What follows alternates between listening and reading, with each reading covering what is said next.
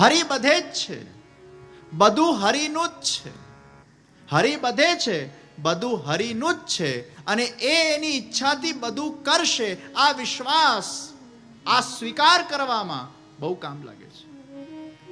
છેક સુધી પુરુષાર્થ કર્યો અને પછી પણ અસફળતા મળી તો મહાપ્રભુજીએ સિદ્ધાંત આપ્યો, નિજેચ્છાત કરિષ્યતિ.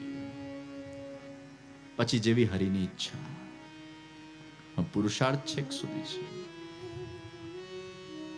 અને આ હરિની ઈચ્છાનો સિદ્ધાંત જ આપણને આપણા ધાર્યું જ્યારે નથી થતું ત્યારે એને સ્વીકાર કરવામાં કામ લગાડે છે. એક બેનને મેં પૂછ્યું, તમે ઠાકોરજીની સેવા કરો છો?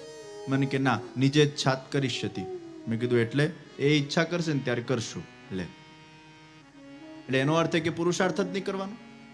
નિજેચ્છાત કરિષ્યતિનો અર્થ એ નથી કે પુરુષાર્થ નહીં કરવાનો, એક જ જગ્યાએ બેઠા રહેવાનું અને આમ્રના પેડના નીચે બેસીને ખાલી વિચાર કરવો કે આ આંબાનો એ ફળ તૂટે અને મને મળે.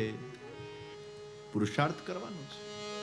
પુરુષાર્થ કર્યા પછી પણ તમે અગર આંબાના એ ફળ સુધી નથી પહોંચી શકતા કે એને નથી તોડી શકતા તો એમાં નિજેચ્છાત કરિષ્યતિ માનવું, પણ છેક સુધી પુરુષાર્થ કરવાનો છે. याद रखना, पुष्टि मार्ग में पुरुषार्थ को महत्व दिया है. नहीं तो आ तो लोग बता के आ तो બધું કૃપા કૃપા કૃપા કૃપા કૃપા કૃપા. એ કૃપા કરશે ત્યારે થશે, એ ઈચ્છશે ત્યારે થશે, તો તમારે કંઈ કરવાનું જ નથી. એટલે તમારે બેઠા જ રહેવાનું છે. पुरुषार्थ करना है, अंत तक करना है, और फिर भी सफलता नहीं मिलती. निजेच्छातः करिष्यति. કેવો સુંદર વિવેક આપ્યો છે મહાપ્રભુજીએ કે તમારા જીવનમાં તમારું ધાર્યું ન થાય ત્યારે કઈ રીતે તમે તમારા મનને સમજાવશો, કયા વિચારો આપશો, કઈ રીતે એને ટકલ કરશો, કઈ રીતે તમારા મનનું આયોજન કરશો.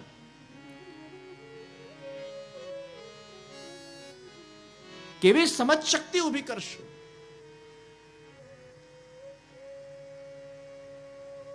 ઘણીવાર એવું બનતું હોય તો પહેલો વિવેક, વિવેકસ્તુ હરિ સર્વમ. હરિ બધે છે, બધું હરિનું જ છે અને બધું હરિ કરે છે, જે ગઈકાલે આપણે જોઈ ગયા. બીજો વિવેક નિજેચ્છાત કરિષ્યતિ. અને ત્રીજો વિવેક પ્રાર્થિતે વા તત કિમ સ્યાત સ્વામ્ય અભિપ્રાય સંશયા. ભગવાન સામે પ્રાર્થના નહીં કરવી. આ માંગણીનો જે માર્ગ છે ને એ બહુ નકામો માર્ગ છે. માંગણીના માર્ગના અંદર તમને અસંતુષ્ટિ જ મળશે, ક્યારે સંતુષ્ટિ નહીં મળે. છોકરો નાનો હતો, ભગવાન પાસે માંગે, ભગવાન મને સ્કૂલમાં પાસ કર, સ્કૂલમાં પાસ થયો. મોટો થયો, ભગવાન મને કોલેજમાં પાસ કર, કોલેજમાં પાસ થયો. હજી મોટો થયો, ભગવાન હવે મને લગ્ન કરાવી આપે, લગ્ન થઈ ગયા. હજી મોટો થયો, ભગવાન હવે સંતાન, તો એને સંતાન મળી. હજી મોટો થયો, આ છોકરાઓ સારું ભણીને પરવારે, એ લોકો છોકરાઓ સારી ભણીને પરવારે. હવે ભગવાન આના લગ્ન પ્લીઝ, લગ્ન. હવે ભગવાન આના વ્યાજ. હવે ભગવાન મારી હેલ્થ થોડી સારી રહે, હેલ્થ સારી રહે. હવે ભગવાન કે બોલ શું જોઈએ તને? બસ ભગવાન આ રીતે છે ને તંદુરસ્તીમાં જ મને ઉપાડી લે. મારે રીબાવું નથી, મને બેડ રેસ્ટ જોઈતો નથી, મારે આમ પેલું નળીઓથી પેટમાં ભોજન કરવું પડે, આ બધી વ્યવસ્થાઓ જોઈતી નથી. હવે આ તંદુરસ્તીમાં જ તું મને ઉપાડી લે. પાછું બંધન આવ્યું. જ્યાં તમે બંધન નાખ્યું કે મને ભગવાન આવું જોઈએ છે, મારી આવી ઈચ્છા છે, ત્યાં જ તમે અશાંતિને નોતરો છો. એના કરતા તમારા જાતને એવું કહો, ભગવાન મને જે સ્થિતિમાં રાખે, ભગવાન મને જે આપે, ભગવાન મને જેવી રીતે રાખે, અરે કદાચ મારે રીબાવાનું પણ હશે તો એ રીબાવાનું પણ મને મંજૂર છે, અને તંદુરસ્તીમાં વિદાય લેવાની હશે તો એ તંદુરસ્તીની વિદાય પણ મને મંજૂર છે. હરિ કરે સો ખરીનો સિદ્ધાંત જેના જીવનમાં છે એ બંને પરિસ્થિતિઓનું સ્વાગત કરી શકે છે. પણ જ્યાં તમે એવું મનમાં નક્કી કર્યું કે આ મને નથી જોઈતું અને આ જોઈએ છે, એટલે બંધાયા. અને આ બંધન જ અશાંતિનું સૌથી મોટું કારણ છે. Don't conflict with your life. You always conflict when you are creating a concept, I want this, and if you don't get it, then you become unhappy. I want this નો કોન્સેપ્ટ રાખજો, પણ એ ન મળે તો તો plan બી ને plan C રાખજો. ત્યાં વિવેક બુદ્ધિથી નિજે છાત કરીશ.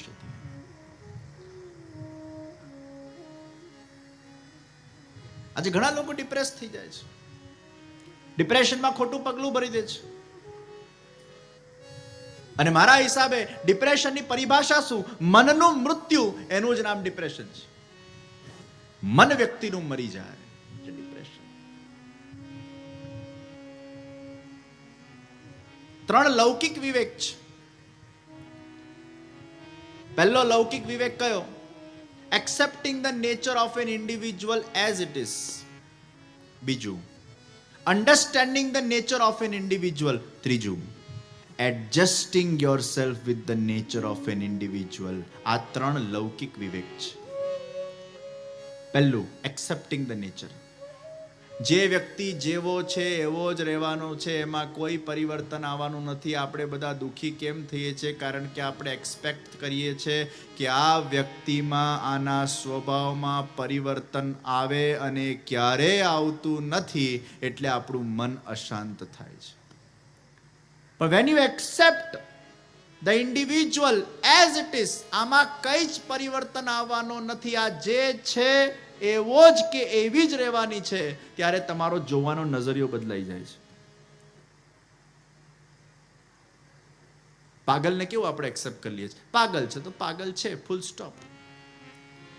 એમ તમારા ઘરે કદાચ ઘરવાળા ગુસ્સાવાળા હોય, 1-2 વાર, 5 વાર, 10 વાર ગુસ્સો કરે, પછી સ્વીકારી લો.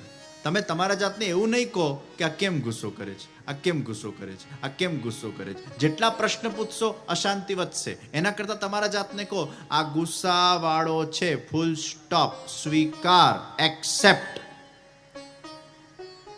અને એકવાર સ્વીકારી લીધું ને પછી પેલો ગુસ્સો કરશે ને તો આપણને બહુ મજા આવશે. આહ, કેવી સરસ એની આંખો છે, લાલ લાલ, વાહ, ગુસ્સા કરને કી ક્યા અદા હૈ, વાહ, ગુસ્સા ભી ऐसा होना चाहिए. એ ગુસ્સાને તમે એકવાર સ્વીકારી લો ને. દરેક વસ્તુને આ જીવનમાં પચાવવી પડે ભાઈ. એકવાર પચી જાય ને પછી રાહત થઈ જાય. ખાવાની વસ્તુ પણ પચી જાય પછી રાહત થાય, એમ વ્યક્તિનો સ્વભાવ પણ પચી જાય પછી રાહત થાય. પણ જો સ્વભાવનો અપચો કરશો ને તો પેલું નડ્યા કરશે, નડ્યા કરશે, નડ્યા કરશે. અને આ દુનિયામાં ઇનડાઇજેશન જેવો રોગ એ બીજો કોઈ રોગ નથી. પેટ બગડે તો આખું શરીર બગડે, એમ મન બગડે તો આખું જીવન બગડે. એ મનને બગાડતા નહીં કોઈકના સ્વભાવથી. સ્વભાવને પણ પચાવવું પડે ભાઈ. Digest the nature of an individual, because you cannot change the nature of an individual. What it is as it is. પ્રકૃતિને આપણે બદલી શકીએ છીએ. વરસાદ આવે તો આપણે રેનકોટ પહેરીએ છીએ, ગરમી લાગે તો આપણે એવા કપડાં પહેરીએ છીએ, ઠંડી લાગે તો આપણે સ્વેટર પહેરીએ છીએ. આપણે પ્રકૃતિ પ્રમાણે ચાલીએ છીએ. પ્રકૃતિ આપણા પ્રમાણે ચાલે છે? ના. ऋतु अनुसार हम अपने मन को जैसे बदलते हैं, उसी प्रकार व्यक्ति के स्वभाव के अनुसार व्यक्ति को अपने आप को उसमें मोल्ड करना पड़ता है, उसके साथ एडजस्ट करना पड़ता है, उसको एक्सेप्ट करना पड़ता है और उसको अंडरस्टैंड करना पड़ता है. एक्सेप्टिंग, अंडरस्टैंडिंग एंड एडजस्टिंग, આ 3 ગુણ જે વ્યક્તિના અંદર, આ 3 વિવેક જે વ્યક્તિના અંદર, વ્યવહારિક જગતના અંદર છે, એ વ્યક્તિ હંમેશા સુખી થઈ શકે છે. એ ક્યારે પણ દુઃખી થતો નથી, કારણ કે એના અંદર આ 3 મુખ્ય ગુણો છે. હવે આપણે આનું ઊંધું કરીએ છીએ. આપણે એક્સેપ્ટ જ કરતા નથી અને ઉલટું પ્રશ્ન કર્યા કરીએ, કેમ આવો? અને પછી પાછી મુદત પાડીએ. આ જ્યાં સુધી આના સ્વભાવને બદલશે નહીં ત્યાં સુધી મને ગમશે નહીં, એટલે જિંદગી ભર એવો ને એવો જ રહે. એ રાહ જોઈને બેઠો હોય ક્યારે બદલાય, ક્યારે બદલાય. એ નહીં બદલાય. You have to used to it. And we have this tendency to get ourselves used to it, but we don't want to. અમારા વંદનાબેન અહીંયા બેઠા છે, ચૂના ભટ્ટીમાં રહે છે. એ સૂઈ ગયા હતા, હમણાં જાગ્યા, નામ લીધું એટલે. એ શાંતિથી બેઠેલા. એ ચૂના ભટ્ટીમાં રહે છે. અને તમારા ઘરના બાજુમાંથી ટ્રેન બહુ જાય ને, રેલવે સ્ટેશનના પાસે છે ને. બહુ વર્ષો પહેલા હું નાનો હતો ત્યારે રોકાયો હતો, મને યાદ છે. એમના ઘરે બાજુમાં જ ટ્રેનો જાય, એટલી બધી ટ્રેનો આમ હોર્ન વગાડતી જાય. એકવાર એમના ત્યાં સૂતો તો મને આખી રાત ઊંઘ નથી આવી. 15-20 વર્ષ પહેલાની વાત છે. એ વખતે મારી ઉંમર કેટલી ખબર નહીં. એ મને યાદ છે કે એમના ઘરે ઊંઘ્યો નહોતો. પણ હવે એમને તમે પૂછો ને તમને ઊંઘ આવે છે? હવે કદાચ જો ટ્રેન ના જાય ને તો એમને ઊંઘ ના આવે. હવે એની આદત પડી ગઈ કે ટ્રેનના હોર્નની એવી આદત પડી ગઈ કે હવે જ્યાં સુધી પેલો હોર્ન ના વાગે, કારણ કે હવે એને સ્વીકારતા ગયા, જે છે આજ છે, જે છે આજ છે, જે છે આજ છે. આના સાથે જ રહેવું પડશે, આના સાથે જ જીવવું પડશે. આ જ જીવન છે, અહીંયા જ જીવન છે. ઘર બદલાય એવી કોઈ સંભાવના નથી. Accept, adjust, understand. અને પછી કેવું મન માની જાય છે. પછી એ હોર્ન આપણને અખરતું નથી. જ્યાં 3 સૂત્ર તમારા જીવનમાં તમે ઇમ્પ્લિમેન્ટ કરી નાખ્યા, પછી જીવનના અંદર કેટલાય શોર ગશોલ તમારા આજુબાજુ ચાલ્યા કરે, કેટલાય કાંટાઓ આજુબાજુ હોય, પણ તમે હંમેશા ફૂલ બનીને એમાંથી સુગંધને પસરાવ્યા કરતા હો છો. એ કાંટાઓ તમને અફેક્ટ નથી કરતા, કારણ કે તમે ફૂલ બની ગયા છો અને કાંટાઓના આદિ બની ગયા છો. મને એક જણાએ પૂછ્યું, how to have a problem free life? સમસ્યા વગરનું જીવન કઈ રીતે પ્રાપ્ત થાય? એટલે મેં એને જવાબ આપ્યો, to expect a problem free life is the biggest problem of the life. To expect a problem free life is the biggest problem of the life. क्या जीवन समस्या के बिना हो सकता है? नहीं. क्या जीवन प्रॉब्लम्स के बिना हो सकता है? नहीं. एक समुद्र कभी भी ऐसा एक्सपेक्ट नहीं कर सकता कि मुझे एक लहरों के बिना का जीवन मिले. अरे समुद्र, अगर समुद्र है तो लहरें आएंगी ही. एक फूल कभी भी ऐसा एक्सपेक्ट नहीं कर सकता कि मुझे कांटे बिना का जीवन मिले. अगर तू फूल बना है तो कांटे तुझे मिलने ही वाले हैं. पतझड़ का भी कभी सामना करना पड़ता है. એ વાવાઝોડાનો એ સામનો કરવો પડે. એકવાર એક પેલા ઘાસના ફૂલને થયું, એ ઈંટોના વચ્ચે આમ દબાયેલું હતું, તો ઘાસના ફૂલને થયું કે કાશ હું ગુલાબનું ફૂલ બનતે, કાશ મેં ગુલાબ કા ફૂલ બનતા. એટલે ઘાસના બીજા ફૂલો જે આજુબાજુ બેઠેલા ને એને કીધું કે આ ગુલાબના ફૂલ બનવામાં કઈ સાર નથી, ભલે પદવી મોટી છે પણ હેરાનગતિ બહુ છે, એમાં સ્ટ્રગલ બહુ છે, સંઘર્ષ બહુ છે. એના કરતાં આપણે સુરક્ષિત છીએ. વરસાદ આવે તોય સુરક્ષિત, વાવાઝોડું આવે તોય સુરક્ષિત, આપણને કંઈ અડે નહીં. આપણા ઈંટોના વચ્ચે એવા દબાયેલા છીએ કે બહુ વાંધો નથી આવતો, આપણે પ્રોટેક્ટેડ છે. वो घास के फूल को लगा, अरे ये तो कोई जीवन है. ઘણીવાર પ્રોબ્લેમ્સ ના હોય ને તો એ જીવનમાં મજા ના આવે, અને ઘણીવાર બહુ પ્રોબ્લેમ્સ આવી જાય તો એ જીવનમાં મજા ના આવે. ઘણીવાર આપણને ખબર નથી પડતી આપણને જોઈએ છે શું. બહુ ઠંડી પડે તો બહુ ઠંડી, બહુ ઠંડી, બહુ ગરમી પડે તો બહુ ગરમી, બહુ ગરમી, બહુ વરસાદ પડે તો બહુ વરસાદ, બહુ વરસાદ. તને જોઈએ જ શું? બહુ તડકો, બહુ તડકો. ઘાસના ફૂલે ભગવાનને પ્રાર્થના કરી, ભગવાન તું મને ગુલાબનું ફૂલ બનાવી દે. ભગવાને વરદાન આપ્યું, ઘાસના ફૂલ ગુલાબનું ફૂલ બની ગયો. અને જ્યાં એ ગુલાબનું ફૂલ બન્યો, કાંટાઓના વચ્ચે રહેવા લાગ્યો. એવા વાવાઝોડા આવ્યા, એવા વરસાદો પડ્યા, એ ગુલાબનું ફૂલ છિન્ન ભિન્ન થઈને એની પંખુડીઓ એ વિખરાવા લાગી અને જમીન પર પડવા લાગી. અને એ ગુલાબના ફૂલે જ્યારે જમીન પર પડીને પેલા ઘાસના ફૂલ સાથે જ્યારે મુલાકાત કરી, ત્યારે પેલા ઘાસના ફૂલે હસતા હસતા કીધું, મેં તને ના પાડી હતી ગુલાબ બનવામાં કંઈ જ સાર નથી, ખોટો તું ગુલાબ બન્યો, ખોટો તું હેરાન થયો. ત્યારે ગુલાબના ફૂલે કીધું, અરે ઘાસના ફૂલ, એકવાર તું આ એક્સપિરિયન્સ તો કરી જો, ગુલાબના ફૂલ બની તો જો, એનો આનંદ જ કઈ અલગ છે. અરે बिखरना तो सबको है, मरना तो सबको है, लेकिन मैं जी कर मरा हूं. समस्या बिना का जीवन क्या जीवन है? संघर्ष बिना का जीवन क्या जीवन है? एक बार गुलाब के फूल बनकर तो देखो, जी कर तो देखो, संघर्ष भी हमारे लिए सहज बन जाएंगे.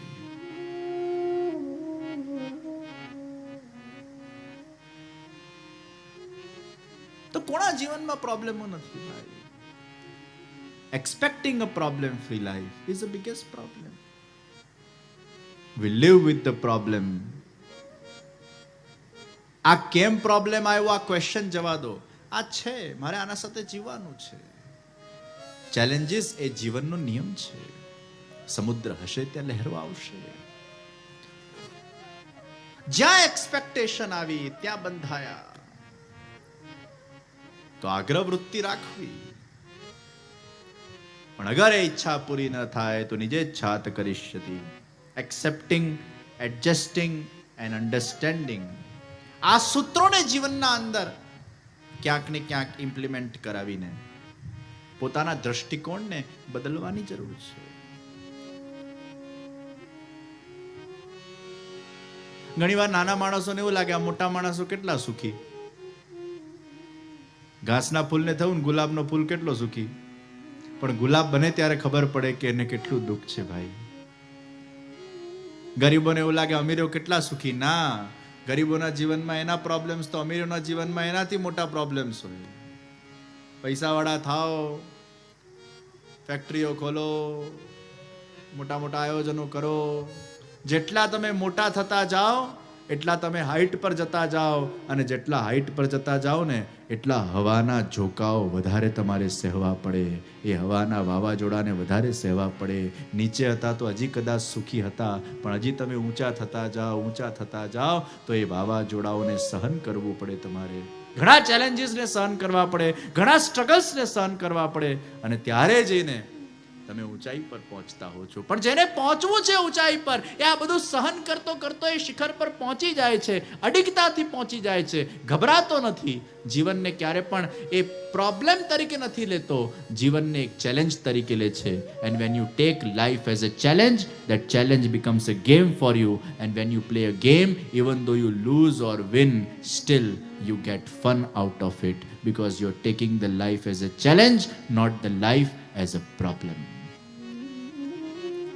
If you take life as a problem, the problem becomes the nuisance for you, and that nuisance gives you unhappiness.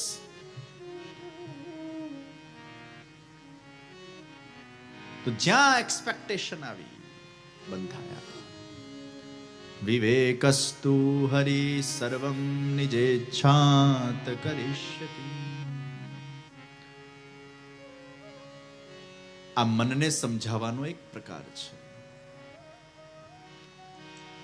અને આપણું મન સમજીએ જાય છે.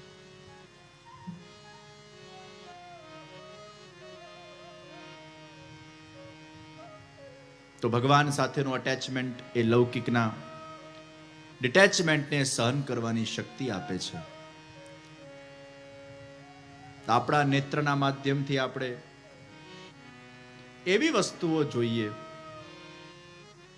જે જોવાથી આપણને સાત્વિકતા મળે, સારા વિચારો આવે, સારું સ્મરણ થાય, અને આપણું મન ત્યાં જોડાય. પણ એવી જગ્યાએ ન જોડાઈએ જ્યાં જોડાઈને આપણને કશે ફાયદો થવાનો નથી. તો ડીઓજી માંથી જીઓડી તરફ, પ્રાણી માત્ર દયાના પાત્ર, ઈશ્વર માત્ર પ્રેમના પાત્ર. પછી ક્યાંક પેલા જળ ભરત જેવી હાલત ન થાય આપણી, કે છેલ્લા સમય હરણના બચ્ચામાં એમની આસક્તિ થઈ અને પછી હરણનું જન્મ લેવું પડ્યું. હવે વિચાર કરો કે તમે જેના વિચાર સૌથી વધારે કરશો, જેનું સ્મરણ સૌથી વધારે કરશો, અને મરણ વખતે અગર એનું સ્મરણ થયું તો પછી આવતું જન્મ કોનું લેવું પડશે? છેક સુધી કૂતરાનું સ્મરણ થયું તો આવતું જન્મ તો જેનો વિચાર આવશે એનું સ્મરણ થશે, અને જેનું સ્મરણ થશે એના ગુણોનો વિકાસ તમારા અંદર થશે. કીટ ભમરીનો સિદ્ધાંત કે પેલી ભમરી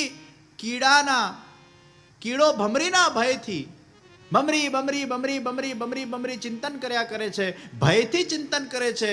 ચિંતન એટલો પ્રગાઢ બન્યો કે કીડો પોતે ભમરી બની ગયો અને ત્યાંથી ઉડી ગયો. આ સાયન્ટિફિકલી પણ પ્રૂવન ફેક્ટ છે, અને રિલિજિયસલી પણ પ્રૂવન ફેક્ટ છે કે તમે જેનો સૌથી વધારે વિચાર કરો છો, જેનું સૌથી વધારે સ્મરણ કરો છો, એના ગુણોનો વિકાસ તમારા અંદર થવા લાગે છે.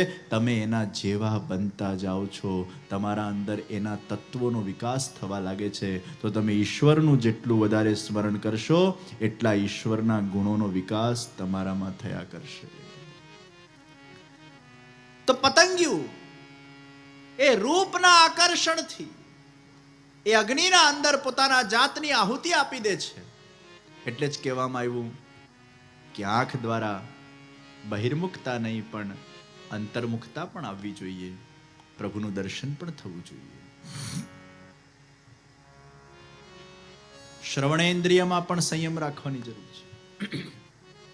હિરણ શિકારીઓ સરસ સંગીત વગાડે અને હિરણીઓને આકર્ષિત કરે અને સંગીતની ધૂન સાંભળતા સાંભળતા સાંભળતા એવા તલ્લીન બની જાય કે શિકારી એનો શિકાર કરી નાખે. તો શ્રવણ ઇન્દ્રિયમાં પણ સંયમ રાખવાની જરૂર છે. હિરણ એ શ્રવણ ઇન્દ્રિયમાં સંયમ નથી રાખતો એટલે પોતાનું જીવન ગુમાવી બેસે છે. સ્પર્શ ઇન્દ્રિય, હાથી હથણીના આજુબાજુ ખાડા ખોદવામાં આવે અને ઘાસ પાથરવામાં આવે અને પેલો હાથી હથણીને સ્પર્શ કરવાના સુખને કેન્દ્રમાં રાખીને દોડતો દોડતો આવે. એને એવું લાગે અહીંયા જમીન છે પણ ખાડાના ઉપર ઘાસ પાથરેલી હોય છે અને એ ખાડામાં પડે છે અને બિચારાને રીબાઈ રીબાઈ રીબાઈ રીબાઈને મારી નાખવામાં આવે છે. તો એ સ્પર્શેન્દ્રિય, એમાં જો સંયમ નહીં હોય તો પણ જીવન ગુમાવવું પડે છે. ઘ્રાણેન્દ્રિય, ભમરો કમળના વચ્ચે જઈને રહે અને એ કમળની સુગંધમાં એટલો આસક્ત થઈ જાય છે કે ભમરો ધારે તો કમળમાંથી બહાર નીકળી શકે છે પણ એ કમળના જ અંદર એ સુગંધમાં એ નશામાં એવો વ્યસ્ત થઈ જાય છે કે એકવાર હાથીઓનું ઝુંડ આવે છે અને હાથીનો એક પગ એ કમળ પર પડે છે અને ભમરો ત્યાંનો ત્યાં જ અચ્યુતમ કેશવમ માધવમ થઈ જાય છે. એ ગ્રહણ ઇન્દ્રિય પર સંયમ રાખી શકતો નથી. સ્વાદ જીહ્વા, માછલી એને સ્વાદ પર કંટ્રોલ નથી એટલે જ પેલું લોટ બાંધીને જ્યારે પાણીમાં નાખવામાં આવે છે અને સ્વાદથી લલચાઈને જીહ્વાથી લલચાઈને ખાવા જાય છે અને એનો શિકાર થઈ જાય છે. વાણી પર પણ સંયમ જરૂરી છે. વાણી પર અગર સંયમ નહીં હોય, આ વાણી કોઈને પાણી પાણી પણ કરી શકે, વાણી કોઈને સવારી પણ શકે અને વાણી કોઈને મારી પણ શકે. વાણીમાં સવારવાની પણ શક્તિ છે અને વાણીમાં મારવાની પણ શક્તિ છે. દરેક ઇન્દ્રિયો પર સંયમ જરૂરી છે. અને આ ઇન્દ્રિયો પર સંયમ ક્યારે આવે? જ્યારે વ્યક્તિના મન પર સંયમ આવે. જ્યારે વ્યક્તિનું મન કંટ્રોલમાં આવે ત્યારે જ એની ઇન્દ્રિયો કંટ્રોલમાં આવતી હોય છે. તો પ્રશ્ન થાય, આ મનને કંટ્રોલમાં કેવી રીતે લાવવું? આ મનને અંતર્મુખ કઈ રીતે કરવું? આ મનને લૌકિકમાંથી અલૌકિક કઈ રીતે બનાવવું? તો જેમ શરીર માટે કહેવામાં આવે કે શરીરને સ્વસ્થ રાખવું હોય તો રોજ વોકિંગ કરવું જોઈએ, જીમમાં જવું જોઈએ, પ્રોપર આહાર લેવું જોઈએ, વ્યવસ્થિત રીતે સમય સમય પર ચેકઅપ કરાવવું જોઈએ, ગરમ પાણી પીવું જોઈએ, ઠંડી વસ્તુઓથી દૂર રહેવું જોઈએ. આવા વિશેષ વસ્તુઓ શરીર માટે સહાયક હોય છે. આહાર વ્યવસ્થિત હોવું જોઈએ, કસરત બરાબર થવી જોઈએ, એ શરીર માટે સારું છે. તો પ્રશ્ન થાય, આપણા મન માટે શું સારું છે? તો આપણા ત્યાં કહેવામાં આવ્યું, મન માટે રોજ પંચામૃતનું સેવન થવું જોઈએ. અને આ પંચામૃત એટલે પીવાનું પંચામૃત નહીં. આ પંચામૃતના મુખ્ય 5 વિષય જે આપણા મન માટે સારા છે. એમાં સૌથી પહેલું ભગવાનનું સત્સંગ, ભગવાનનું સ્મરણ, ભગવાનની સેવા, તીર્થયાત્રાઓનું ગમન અને ભગવાનના કીર્તન. આ પંચામૃત છે. જે નિત્ય ભગવાનની સેવા કરે છે, નિત્ય ભગવાનના કીર્તન સાંભળે છે, જે નિત્ય ભગવાનની કથાનું શ્રવણ કરે છે, તીર્થયાત્રાઓ કરે છે, સ્મરણ કરે છે. આ પંચામૃત જેના જીવનના અંદર છે એનું મન ધીરે ધીરે ધીરે કરતા કરતા અલૌકિક બનવા લાગે છે. તમારે આ પંચામૃતનું રોજ સેવન કરવાનું છે. તમારા વ્યસ્ત સ્કેડ્યુલમાંથી રોજ તમારે આ પંચામૃતના સેવન કરવા માટે સમય કાઢવો જોઈએ. જેટલું આપણે શરીરને સાચવીએ છીએ એટલું જ મનને સાચવવું જોઈએ. શરીર રૂપી ગાડીને આ મન ચલાવે છે. ગાડી વોશ પર આપણે ધ્યાન આપીએ છીએ પણ મન વોશ પર ધ્યાન નથી આપતા. શરીર માટે અગર બ્યુટી પાર્લર છે તો મન માટે આ સત્સંગ પાર્લર છે. જે મનને પોષણ આપે, જે મનને વિચાર આપે, જે મનને ચિંતન આપે, જે મનને જ્ઞાન આપે, જે મનને દિશા આપે. અને આ દુનિયામાં તમે કેટલું પણ શરીરને સાચવશો પણ મનને નહીં સાચવો. કારણ કે મન અગર અશાંત થયું તો શરીર અશાંત છે, મન પ્રસન્ન થયું તો શરીર પ્રસન્ન થયું. આપણે શરીર પર ધ્યાન આપીએ છીએ, મન પર નથી આપતા. વિદેશની એક બહુ મોટી અભિનેત્રી મર્લિન મનરો, એના પાસે રૂપ હતું, સમૃદ્ધિ હતી, સુખ હતું, સત્તા હતું, બધી વસ્તુ હતી, છતાં એને સુસાઇડ કર્યું. કેમ? શું નતું એના પાસે? પણ એને સુસાઇડ એટલે કર્યું કે એના પાસે બધી વસ્તુ હોવા છતાંય, સારું શરીર હોવા છતાંય એના મન ઉપર એનો અંકુશ નહોતો, એનું મન એના વશમાં નહોતો. અને જેનું મન જેના વશમાં નથી એ મન જેમ તેમ આ ગાડીને ચલાવીને ક્યાંક એને એક્સિડન્ટ કરી નાખશે, એને ઠોકી નાખશે. અને દુઃખ કોણે થશે? જે ગાડીમાં બેઠેલો રથી છે, જે આત્મા છે, એને દુઃખ પહોંચશે.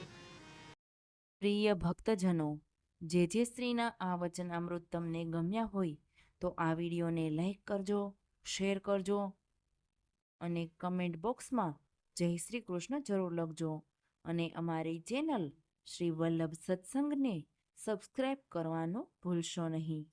સર્વે વહાલા વૈષ્ણવોને ભાવથી જય શ્રી કૃષ્ણ.